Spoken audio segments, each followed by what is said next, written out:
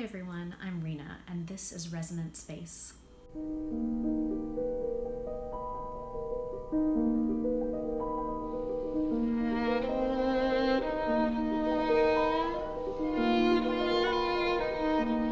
So the thought for today is composing isn't always writing.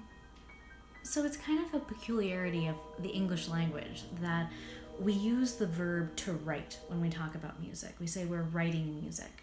And just because that happens to be the word we use to describe what we do, it sometimes has this effect of making me think that if I'm not sitting at a desk with a pencil and putting that pencil on the paper and creating notes and rhythms, then the work that I do is insignificant. I'm not writing music. And of course, logically speaking, writing music can only work if there's already something in your head to write down. And a lot of the very important work is what you're thinking about and what your ideas are. But especially in this day and age, it's sometimes really difficult to just sit and think for long periods of time, just to be with your ideas without feeling like you have to do something. I'm also I always feel like I have to use my hands. I'm very uncomfortable just keeping my hands still, as I'm sure you can tell from these videos.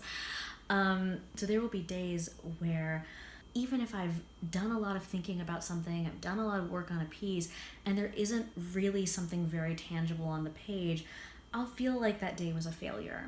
And I shouldn't, but I do.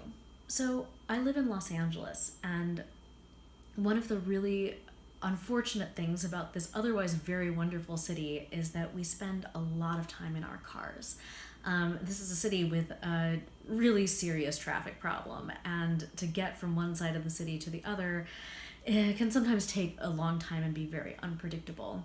So everyone has a very close relationship with their car here. I began to realize that actually the car is a really interesting time because my hands are on the wheel. I can't write anything down, obviously, and I have to pay attention to the road. So all I really have is my mind. I'm able to kind of think through some ideas.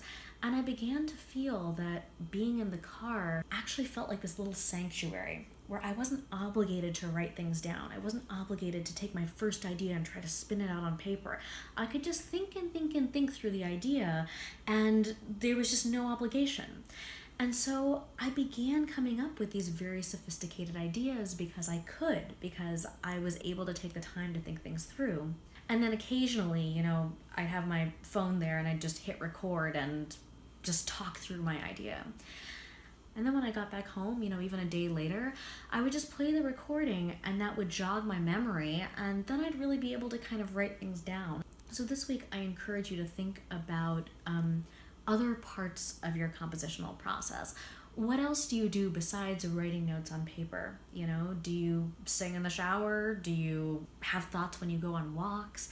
Where are places where you really can't write, where you feel like you might be creative?